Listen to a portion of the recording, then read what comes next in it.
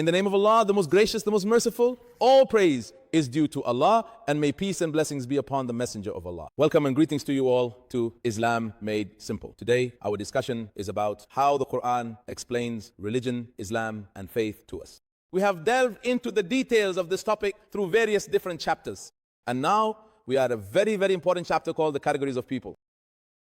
We mentioned that people are classified on two levels: this world and the hereafter.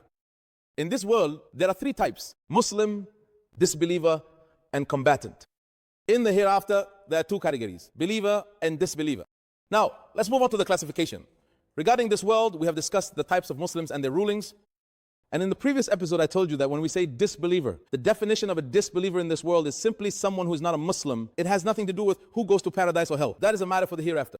Right now, we are in this world, so disbelievers include polytheists, deniers, atheists, and people of the book. And we talked about the types of people of the book. Now, what are the legal rulings?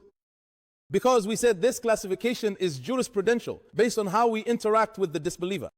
Interaction with the disbeliever, according to general law, should be with justice and kindness towards those who are innocent, dealing with justice and dealing with kindness. Meaning, we do not wrong them, nor do we harm them in any way, neither materially nor verbally.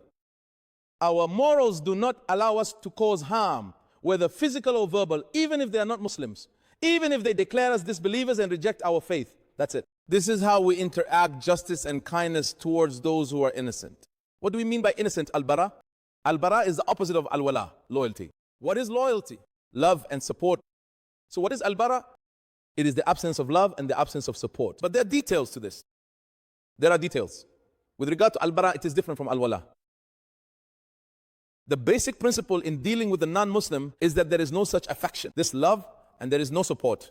But is it possible to love without supporting? The answer is yes, of course. Yes, of course it is possible to love without supporting. Don't you see that in Islam, it is permissible for a Muslim to marry a Christian woman? Our master Uthman, may Allah be pleased with him, didn't he marry a Christian woman who later became Muslim? That's correct. But at first she was Christian. So it is permissible for a Muslim to marry a Christian woman. This is established by consensus. Now this Christian woman is not Muslim, so by definition, she is a non-believer. We said Muslim, non-Muslim, and the non-Muslim is a disbeliever. This now is the non-Muslim. This is the non-Muslim, the disbeliever. Her husband loves her. Is it permissible for him to love her? Of course. How could she be his wife and he don't love her? How? But there is a difference here. Al-bara, that is, not loving and not supporting can still allow for love. Someone could have a non-Muslim friend and love him. There's nothing wrong with that. The real issue in the matter of al-bara is not about love. The problem is with support. So what do we mean by support? Support means helping them against Muslims or against innocent people.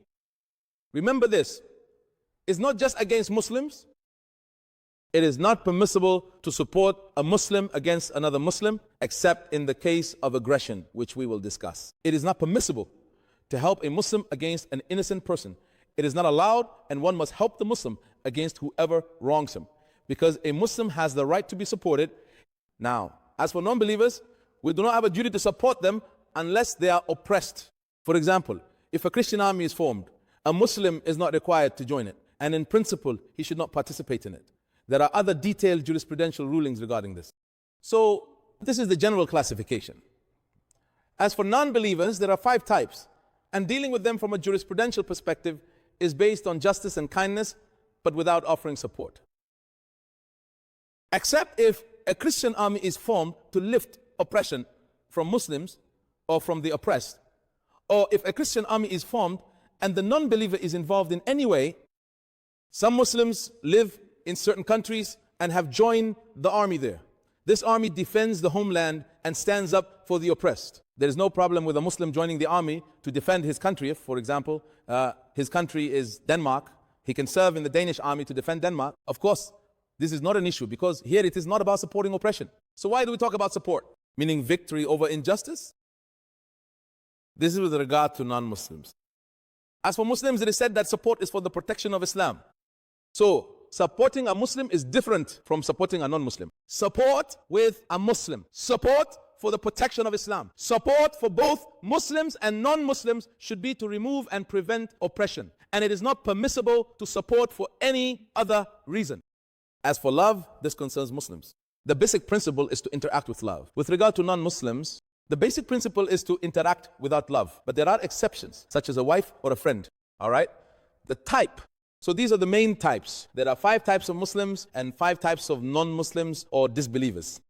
There is a third classification in this world. In this world, there is a third classification, which is the classification of the combatant. And combatants are of 3 types.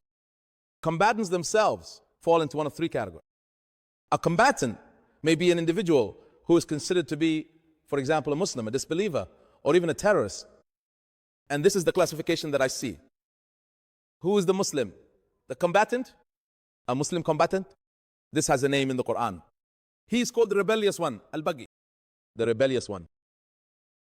And if 2 groups of believers fight each other, make peace between them. But if one of them transgresses against the other, a Muslim who transgresses against another Muslim unjustly, so fight the one who transgresses. So who is the rebellious Muslim? He is the one who raises arms against Muslims. He raises weapons against Muslims, or raises weapons, listen, not just against Muslims, but against innocent, vulnerable people. People who have done nothing to deserve being killed, yet he kills them. This is a Muslim, of course, we will come to the topic of terrorism shortly. This is a Muslim seeking forgiveness. Sorry? The rebellious one is the one who raises his weapon against Muslims, the one who raises weapons against non-Muslims. We will come to the different types of rebels. So who is the rebel? A Muslim who raises his weapon against another Muslim.